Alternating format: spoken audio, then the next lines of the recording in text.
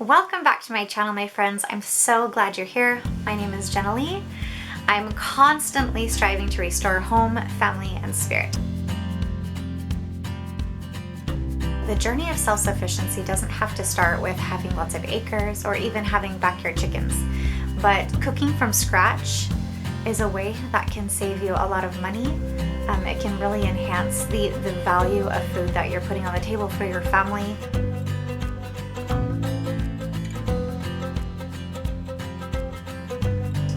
Today I wanted to share with you things a little bit differently than I normally do by actually sitting here and talking to you at the camera, which I normally do not do. I love just showing you what I'm doing. Today, I've really been reflecting on this past year, and I've been taking an inventory of what we have stopped buying, and it has actually saved us a lot of money. So I wanted to share with you what we are not buying in the year 2023. I also want to share with you some of our goals for what we want to stop buying here in the future and some of our long-term goals here on the farm. Hold on to the end of this video. I'm going to share with you my yogurt recipe in the Instapot. Super easy, so hang with me and I will share that with you in just a little bit. If you've been following me, you know that we bought some property out here in Missouri this year with the whole goal in mind to grow more of our own food, to be more self-sufficient.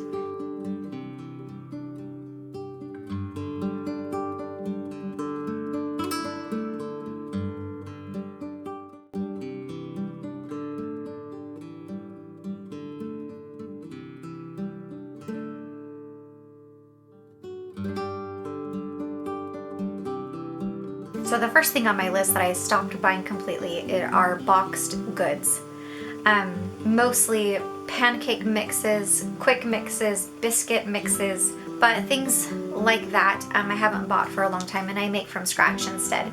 The second thing on my list are store-bought breads or baked goods from the store. I don't buy bagels or English muffins, store-bought bread. About a year and a half ago, I started my own sourdough starter. So I've been on the sourdough journey for about a year and a half, and I've absolutely loved it. I can't tell you how much sourdough actually has changed our way of eating and also enhanced it and improved it, and I will never go back. When we first moved here to the farm, I didn't have my sourdough starter. And I wish I would have saved it. I thought it died. I don't think it really did. So if you think your sourdough is dead, unless it has like mold on it or something really disgusting growing on it, I would say keep it. I got my hands on a new sourdough starter. Having lived just a few months without sourdough, after being used to having it, I can never go back. There's no going back. I bake all of our own bread. I make our own tortillas. On occasion, I make English muffins and sourdough bagels and all of those good things. They taste so much better and they really are so much better for you. So I can never go back. This summer, I also made a lot of fresh tomato salsa. I also canned a lot of tomatoes. I haven't bought salsa for at least for the season, and that's something I would love to continue on throughout the years is not buying salsa and hot sauces from the store, since we made those this summer. Another thing I have added to my kitchen arsenal is an Instapot. I bought an Instapot because I wanted to make my own beans from scratch, and I also wanted to make yogurt because the function of yogurt making is there on the Instapot, and it makes it super easy, totally hands-off, and just a no-brainer. So one thing I have stopped buying from the store is yogurt. Our family loves yogurt. We love Greek yogurt.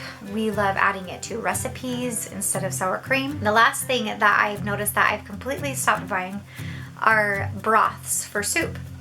Instead, I like to buy a whole chicken, put it inside of the Instapot, and slow cook that. I like to use the meat for soups and salads and whatever, casserole dishes, and then I use the rest for chicken broth and I store it in the freezer. I also discovered our local butcher and bought a whole bunch of beef bones from the local butcher. So I've been making bone broths as well. which are so delicious.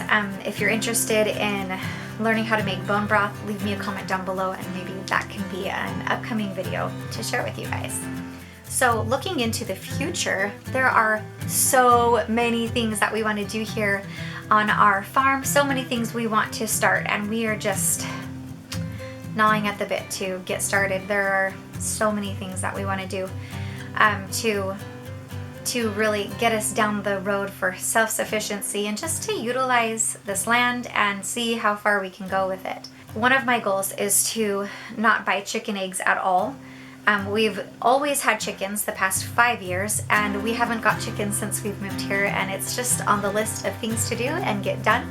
We've finally completed our chicken coop, and so we will be getting chickens shortly and having backyard chickens again and fresh eggs, and I cannot wait. That's another thing, it's really hard to go back once you've started.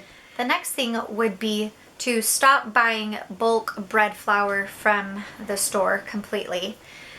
I'm just on the hunt for the right grinder. I do have a wheat grinder, and it's an attachment that goes on my KitchenAid, and I use that to grind my wheat berries, mostly wheat berries actually, for breads and pancakes and all those things that I like to make.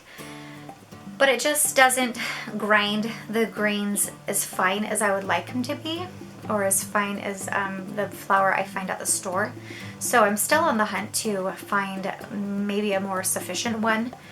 The next thing on my list that I would love to stop buying completely are meats. I don't ever want to buy meat from Walmart or the local grocery store again. In the past, we've often had a whole deep freezer full of elk, and last year we bought a portion of beef, and I loved it so much. So just the quality is far better. Having a bulk supply of good meats in your fridge, I can't tell you how much that improves the quality of your life. And just having those food stores as well. So our goal eventually is to raise some of our own meat as well. You know, we really would like to rely on farmed meat and also harvested from hunting as well. So venison and elk are some of our favorites. So cooking from scratch can open so many doors, and there really isn't anything that you can't learn. There really isn't anything that you can't do. So I really want to encourage you, wherever you are in your phase of life, wherever you live, don't wait to start on a journey of self-sufficiency. You can do that right now in your very own kitchen. I'd love to know what some of your new goals are for this next year, what you want to learn how to make, what you want to learn how to do. If you have any ideas for me here on the channel that you would like to see me put here on the channel or discover, let me know down in the comments below. I'm super excited to share with you this yogurt recipe. It is completely hands-off. It's all in the Instapot, and I think that you're going to be amazed with how much yogurt you can make with such little effort, and you'll probably stop buying yogurt too.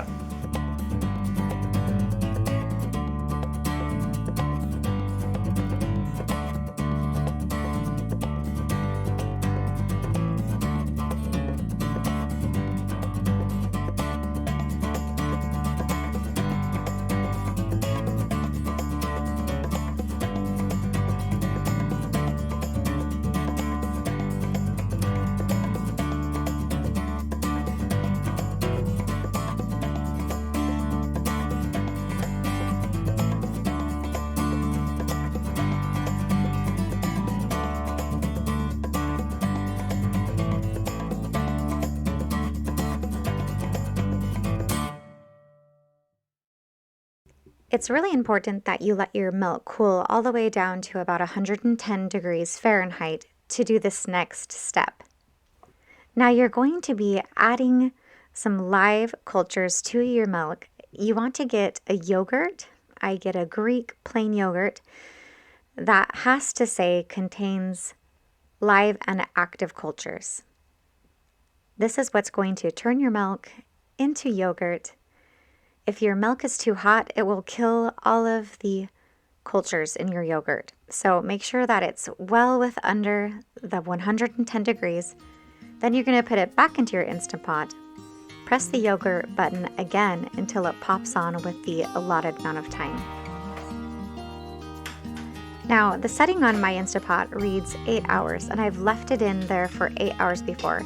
This time it was getting late and I wanted to go to bed. I started my yogurt a little bit later, so I pulled it out close to 7 hours and it was absolutely perfect. So I popped it into the fridge and it was the correct consistency that I was looking for, a nice thick yogurt.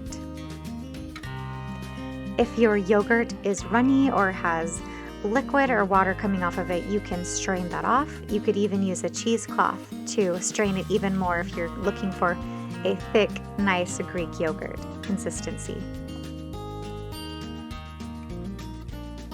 The result is a tart, plain yogurt. So from here you can add your sweetener. I'm going to be adding some peach freezer jam and some of our own harvested walnuts here. You could also add maple syrup or honey, all different types of fruits, whatever you want. And I like to put them in these little mason jars with my little mason jar plastic lids. And I also keep a bulk yogurt in the fridge for plain Greek yogurt recipes and such.